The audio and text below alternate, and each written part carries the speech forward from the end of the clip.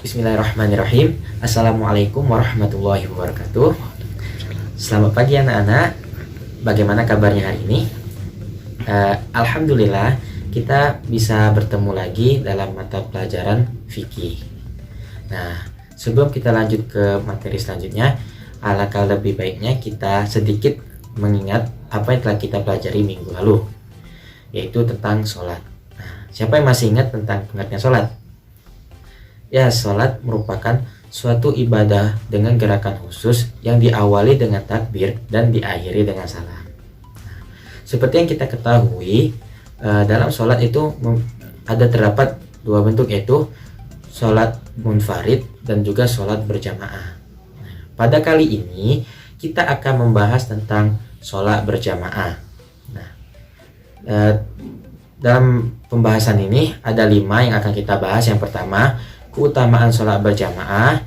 Yang kedua, hukum sholat berjamaah. Yang ketiga yaitu syarat imam dan makmum serta formasi dalam sholat berjamaah. Yang keempat, sikap makmum ketika imam lupa atau salah gerakan. Dan yang terakhir yaitu istikhlaf atau pergantian imam. Baik anak-anak, seperti yang kita ketahui, sholat munfarid itu yaitu sholat secara sendirian. Nah, sedangkan sholat berjamaah itu sholat bersama-sama dan minimal dengan 2 orang. Nah, di kali ini kita akan membahas tentang keutamaan dari sholat berjamaah tersebut. Keutamaan sholat berjamaah dikutip dari kitab Lubabul Hadis karya Imam Suyuti pada bab ke-9. Keutamaan sholat berjamaah yaitu yang pertama, berpahala 27 derajat.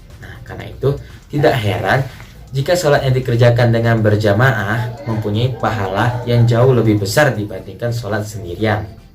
Rasulullah Shallallahu Alaihi Wasallam bersabda, "Sholatul jamaah tafdulu sholatil fardhi bisa bagi wa ishrina darajah." Yang artinya sholat berjamaah lebih utama daripada sholat sendirian dengan selisih 27 derajat. Dari hadis ini menunjukkan bagaimana kedudukan seseorang, apabila kita melaksanakan sholat secara berjamaah dibandingkan ketika kita sholat secara munfarid atau sendirian. Nah, yang selanjutnya keutamaan yang kedua yaitu pahala 25 sholatan. Dalam sebuah hadis yang artinya dari Abu Hurairah radhiyallahu anhu berkata bahwa Rasulullah Shallallahu Alaihi Wasallam berwasiat kepadaku. Lalu Nabi Shallallahu Alaihi Wasallam bersabda, "Wahai Abu Hurairah, sholatlah berjamaah walaupun sambil duduk, karena Allah Ta'ala memberikan kepadamu dalam setiap sholat jamaah pahala 25 sholatan di selain sholat tanpa berjamaah." Nah, pada keutamaan yang kedua ini menunjukkan bahwa sholat berjamaah itu memiliki pahala lebih banyak dibandingkan kita sholat sendirian. Bahkan Rasulullah Shallallahu Alaihi Wasallam sampai menyuruh Abu Hurairah untuk tetap melaksanakan sholat secara berjamaah walaupun sambil duduk. Ini menunjukkan betapa besarnya keutamaan dari sholat berjamaah tersebut. Nah, yang ketiga yaitu keutamaan sholat berjamaah yang ketiga yaitu lebih baik dari seisi dunia. Dalam sebuah hadis yang artinya Nabi Shallallahu Alaihi Wasallam bersabda, sholat jamaah itu rahmat dan lebih baik daripada dunia seisinya. Berjamaah itu rahmat dan perpecahan itu siksa. Nah, dari ketiga hadis ini menunjukkan begitu banyak keutamaan dari sholat berjamaah, dari derajat yang lebih tinggi, kemudian pahala yang lebih banyak, bahkan lebih baik dari dunia dan seisinya. Nah, oleh karena itu anak-anak, lebih baiknya kita selalu untuk terus melaksanakan sholat dengan berjamaah daripada kita melaksanakan sholat sendirian. Baiklah anak-anak, kita lanjut ke pembahasan selanjutnya, yaitu tentang hukum sholat berjamaah. Nah, hukum sholat berjamaah menurut pendapat yang sahih adalah fardu kifayah, dan ada pula yang berpendapat bahwa hukum sholat berjamaah adalah sunnah muakkadah. Nah, sedangkan menurut pendapat Imam Ahmad bin Hambal, hukum sholat berjamaah adalah fardu ain, akan tetapi tidak menjadi syarat sahnya sholat.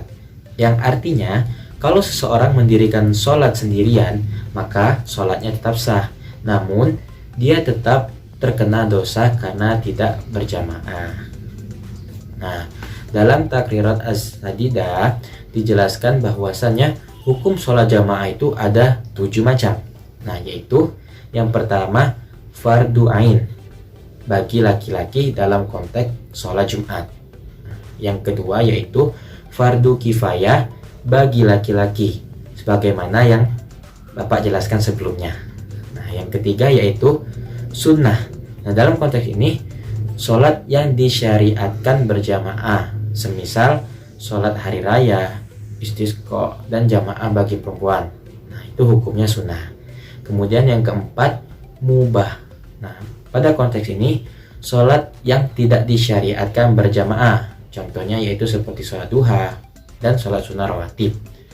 Yang kelima yaitu khilaf aula, yang mana jika sholatnya imam itu berupa qadha dan makmumnya ada tepat pada waktunya ataupun sebaliknya.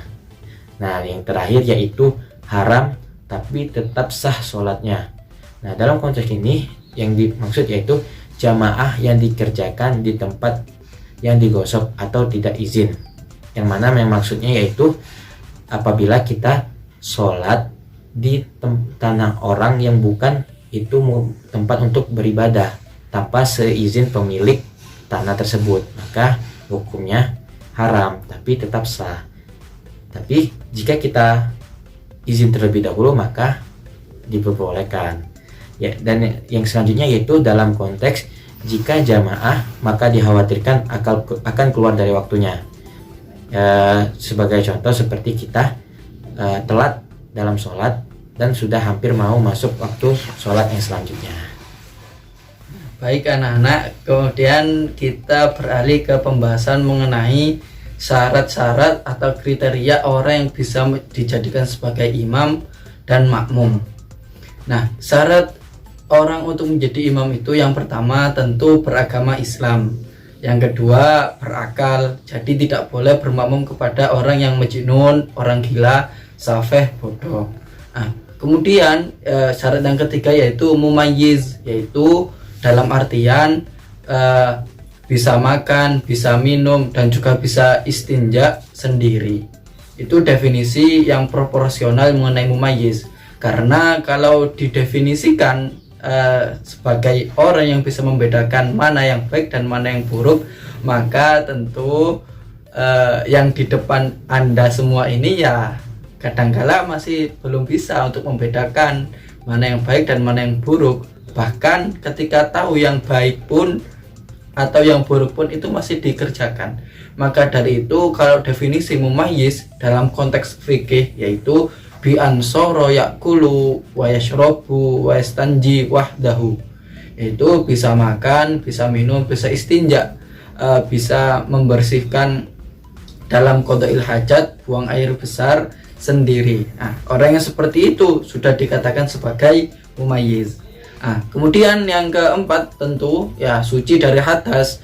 Maka dari itu ketika kita tahu imam kita itu berhadas, contohnya hamlun najasah atau buang air kecil, buang yang semisal hadas lah, baik itu hadas besar maupun hadas kecil, maka kalau kita tahu ya kita mufarokoh darinya, berpisah darinya, karena dia itu tidak sah untuk dijadikan imam sebab tidak suci dari hadas. Nah, kemudian ini juga yang terpenting, kita orang yang dijadikan imam itu tidak boleh orang yang posisinya itu sebagai makmum.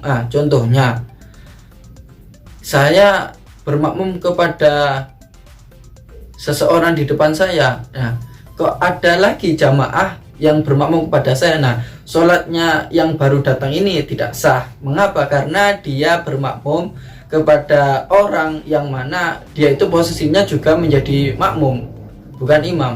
Jadi seakan-akan sepur-sepuran gitu, ini ke sini, ini ke sini. Nah, ini tidak diperbolehkan. Nah, itu sekilas dari syarat-syarat orang yang bisa dijadikan imam. Kemudian ya, yang kedua, syarat yang jadi makmum. Yang pertama tentu niatul iqtida bimakmumiyatihi, yaitu niat menjadi makmum kepada imam. Nah, maka penting itu ketika sholat itu niat seperti yang dijelaskan di minggu lalu, usolli semacam sholat zuhur, usolli fardhu dhuhri arba rakaatin mustaqbil qiblati adaan makmuman. Nah, itu makmuman itu harus disebut ketika posisi kita sebagai makmum. Mengapa? Karena kalau tidak disebut ya maka jamaah kita itu mulghoh, tidak dianggap. Maka dari itu harus diniati untuk bisa mendapatkan jamaah. Lain halnya dengan imam. Kalau imam itu ya tidak perlu untuk niat menjadi imam. Pokoknya yang harusnya itu adalah makmum. Hanya saja kalau imam itu tidak meniati menjadi imam, ya dia tidak mendapatkan afdolnya sholat jamaah karena dia dianggap sholatul fardhi, sholat munfarid. Nah, kemudian yang kedua yaitu meyakini imam tidak dalam posisi sholat yang qadha.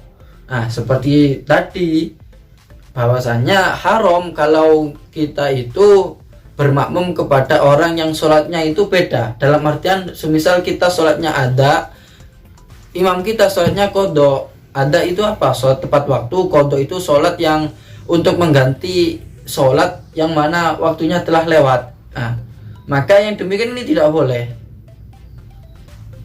Kemudian ini yang penting, tapi semuanya mungkin sudah tahu, posisinya makmum itu tidak boleh ada di depan imam.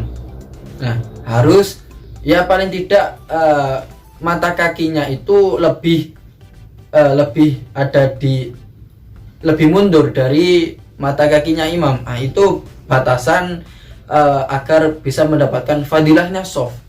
Nah, seperti itu. Kemudian harus mengikuti gerakannya imam dari awal hingga akhir sholat. Nah, ini perlu diketahui anak-anak. Semua gerakan imam itu harus diikuti. Bahkan ketika imam nanti itu meninggalkan sunnah abad, nah tentu kita tahu ada sunnah hayat dan sunnah abad, maka kita itu juga harus tetap mengikuti imam. Tidak boleh kita kunut imamnya ruku. Nah, itu gak boleh, karena itu hanya sebatas sunnah. Maka dari itu yang diprioritaskan adalah mengikuti imam, mutaba'atu imam. Itu beberapa syarat-syarat dari imam dan makmum. Nah, kemudian kita beralih tentang bagaimana sih formasinya orang yang sholat berjamaah. Nah, kan ada banyak kriterianya, laki-laki bermakmum ke laki-laki, perempuan ke laki-laki, anak kecil ke dewasa dan sebagainya. Nah, maka dari itu kita juga akan membahas itu agar kita mengetahui guna mendapatkan fadilahnya shaf. Di samping kita dapat pahala jamaah, kita juga mendapatkan pahala shaf, barisan yang sesuai dengan yang diperintahkan syariat. Nah, formasi sholat jamaah itu ada beraneka ragam. Yang pertama, ketika imam dan makmum itu sejenis, sama-sama laki-laki atau sama-sama perempuan, maka ketika dua orang, makmumnya ini ada di sisi kanannya imam. Ini imam, sini makmum, begini, ada di kanannya imam, ini akan mendapatkan fadilahnya makmum. Ketika ada orang yang ketiga datang, maka ini ada di sebelah kiri imam, jadi kanan kiri. Itu ketika tiga orang. Ketika ada jamaah lagi, ya ini yang datang ini di tengah, kemudian imam ini nanti maju atau jamaahnya yang mundur. Pokoknya nanti biar shafnya itu lurus dan rapi. Itu ketika laki-laki semuanya. Sebegitu juga dengan perempuan. Namun ketika ini masjid jamak ya, ada orang dewasa, anak kecil, ibu-ibu, nah sebagainya, maka yang di shaf pertama itu adalah laki-laki dewasa. kemudian anak-anak kecil, subyan, sobi yang belum balik itu, kemudian khunsa. Khunsa ini mungkin belum familiar di telinga kita, dan bahkan di daerah kita itu juga jarang ada orang yang seperti ini, yaitu khunsa. Ini di istilah fikih dimaknai dengan orang yang memiliki 2 alat vital tapi yang berfungsi itu hanya 1. Nah, itu kalau dia ada orang yang seperti itu, teman-teman, maka dia itu menempati posisi ketiga setelahnya anak kecil. Kemudian barisan yang terakhir itu adalah perempuan. Juga disusul perempuan dewasa, perempuan kecil, dan seperti itu. Nah, yang paling afdol mana, saf bagian mana? Yaitu saf di bagian kanannya imam. Di saf pertama bagian kanannya imam. Bagi orang laki-laki, kalau orang perempuan, maka saf yang paling afdal itu ya ada di belakang sendiri. Itu hanya sebatas fadilahnya saf saja. Kemudian kita beranjak ke bahasan kita yang nomor 4, yaitu sikap makmum ketika imam itu lupa atau salah gerakan. Nah, tentu kita sering menjumpai dalam sholat berjamaah, ya sholat berjamaah semua kan ya anak-anak, kadangkala imam itu lupa gerakan atau salah gerakan. Maka untuk menanggapi, cara kita menyikapinya yaitu ketika Anda itu adalah laki-laki, maka membaca subhanallah. Ketika Anda dalam posisi makmum itu ada perempuan, maka dengan tasfik, yaitu tepuk tangan. Begini ya, tangan ini begini, bukan begini. Itu adalah konsep fikih yang ditawarkan oleh para fuqaha untuk menyikapi ketika terjadinya salah atau lupa gerakannya imam. Tapi itu yang biasa. Kadangkala imam itu ada beberapa kasus yang sering terjadi tapi tidak cukup untuk kita ingatkan dengan membaca tasbih atau dengan tasfik. Nah, ini ada beberapa kasus. Yang pertama, imam menambah rakaat. Sudah dibahas di pertemuan yang lalu, kalau subuh itu rakaatnya 2, zuhur, asar itu 4, maghrib 3, isya 4. Nah, kok imam melebihi itu? Kita yakin bahwasanya jumlah rakaatnya itu setelah sempurna 2, 4, pokoknya ya sesuai dengan sholatnya. Kok ketika sholat subuh kok imam menambah rakaat untuk bangun ketiga, maka kita selaku makmum ya harus menunggu imam, jangan ikut karena itu imam dalam keadaan lupa atau memang merasa kurang. Ketika makmum ini yakin bahwasanya rakaatnya telah sempurna, ya jangan mengikuti imam, tapi harus intizor sebagaimana yang dijelaskan dalam kitab Ghayatul Talkhisil Murad. Nah, ini redaksinya, wa yajuzu hina idzin mufaraqatuhu wa intidharuhu. Maka yang dilakukan adalah menunggu imam. Biarkan imam untuk menyelesaikan rakaatnya yang ditambah. Maka nanti ketika sudah tahiyat, ya kita memang posisi tahiyat. Ketika imam salam, nah kita juga salam. Atau ini konsep yang kedua, yaitu kita mufaraqah dari imam. Mufaraqah ini berpisah dari imam artinya. Ketika kita sudah yakin rakaatnya sudah sempurna, imam kok nambah, maka imam biarkan saja meneruskan rakaat yang ditambah. Kita langsung berpisah, niat mufaraqah, saya niat berpisah dari imam, itu sudah berpisah dari imam, kemudian ya kita langsung salam karena rakaat kita sudah sempurna. Itu mungkin yang sering terjadi. Nah, kemudian ada juga seperti yang telah dijelaskan di minggu lalu, bahwasanya dalam sholat itu ada rukun, ada syarat, dan juga ada sunnah. Nah, sunnah ini dibagi lagi menjadi ada yang abad, ada yang hayat. Untuk merefleksi, mudahnya begini, kalau sunnah abad itu ketika ditinggalkan maka sunnah untuk sujud sahwi. Nah, contohnya seperti apa? Yaitu kunut, tasyahud awal. Nah, ketika meninggalkan itu sunnah bagi kita untuk sujud sahwi. Kalau sunnah hayat ya seperti membaca doa iftitah, nah itu sunnah hayat. Kalau meninggalkan ya tidak perlu untuk ditambal dengan sujud sahwi. Nah, bagaimana ketika imam ini lupa melaksanakan sunnah abad? Bagaimana? Nah, maka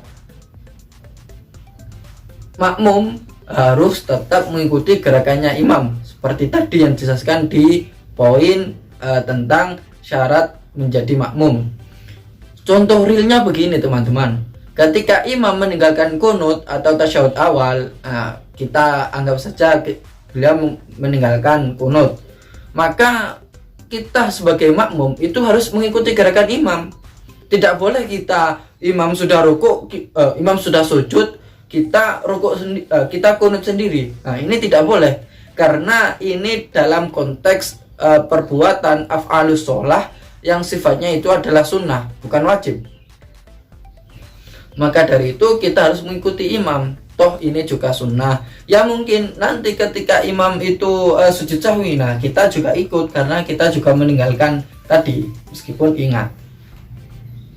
Sebegitu juga ketika terjadi dalam tasyahud awal, kita jangan tasyahud awal sendiri, ya kita harus ikut imam langsung berdiri. Nanti kalau sujud sahwi kita juga ikut. Nah, jadi itu beberapa kasus yang sering terjadi dalam masyarakat, dan itu cara menyikapinya agar kita tidak bingung, loh ini kok begini. Nah, dengan belajar fikih maka kita akan mengetahui bagaimana cara menyikapi fakta-fakta yang terjadi.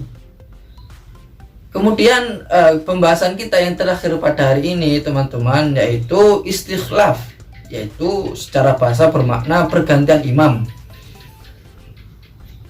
Begini, mungkin asing di telinga teman-teman. Istikhlaf ini seperti pergantian pemain dalam sepak bola. Hanya saja kalau dalam konteks sholat jamaah ini yang menggantikan itu adalah ya yang ikut sholat, bukan yang di luar sholat. Contohnya begini, ada imam entah karena apa dia hadas atau apa, dia meninggalkan sholat.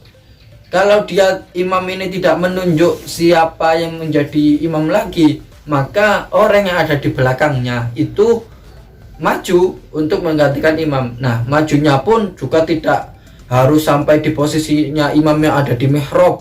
Nah, cukup pokoknya tumitnya atau mata kakinya itu lebih maju daripada jamaahnya, itu sudah cukup, itu sudah mendapatkan fadilahnya soft. Yang menggantikan pun tidak harus orang yang di belakangnya imam. Nah, seperti yang ada di kitab Bughyatul Mustarsyidin, pokoknya harus ada yang maju dan tidak harus ada yang di belakangnya pas. Hanya saja umumnya yang menggantikan itu ya orang yang di belakang imam lurus. Nah, dari itu yang menggantikan ya untuk memudahkan saja. Itu adalah istikhlaf. Nah, istikhlaf ini dalilnya itu karena dulu ketika peristiwanya qatlu Umar bin Khattab, itu kan tentu kita tahu dalam mata pelajaran SKI sudah dibahas bahwasanya Umar bin Khattab itu wafat, itu dibunuhnya itu ketika beliau dalam keadaan sholat. Nah, oleh siapa? Yaitu orang yang hafal Al-Quran, namanya Abdurrahman bin Muljam, Ibnu Muljam terkenalnya. Nah, Ibnu Muljam itu menikam Sayyidina Umar ketika dalam sholat. Nah, beliau itu ya langsung jatuh karena banyak sekali tikamannya. Beliau itu langsung memegang tangannya sahabat yang bernama Abdurrahman bin Auf untuk maju menjadi imam. Abdurrahman bin Auf menyempurnakan sholat bersama orang-orang. Nah, dari kejadian ini muncullah suatu konsep yang bernama istikhlaf. Diperbolehkan ketika imam batal. Nah, tentu kita tahu karena tadi Sayyidina Umar ditikam, darahnya bercucuran. Nah, beliau itu ya tentu sholatnya batal karena hamlun najasah. Begitu untuk menyikapi imam yang entah karena apa, maka dari itu yang di belakangnya itu harus siap-siap untuk menjadi imam. Hadis ini tertera di Sahih Bukhari. Jadi begitu teman-teman, ketika terjadi pergantian imam, begitulah cara untuk menyikapinya. Baiklah anak-anak, itulah tadi penjelasan tentang sholat berjamaah.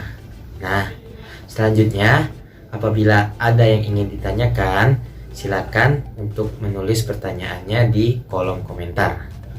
Oke, terima kasih. Mungkin itulah tadi pembelajaran kita pada hari ini. Semoga apa yang telah kita pelajari bermanfaat bagi kita semua. Baiklah, marilah kita tutup pembelajaran kita pada kali ini dengan membaca doa kafaratul majelis. Subhanakallahumma wa bihamdika asyhadu an la ilaha illa anta astaghfiruka wa atubu ilaik. Terima kasih banyak. Wassalamualaikum warahmatullahi wabarakatuh.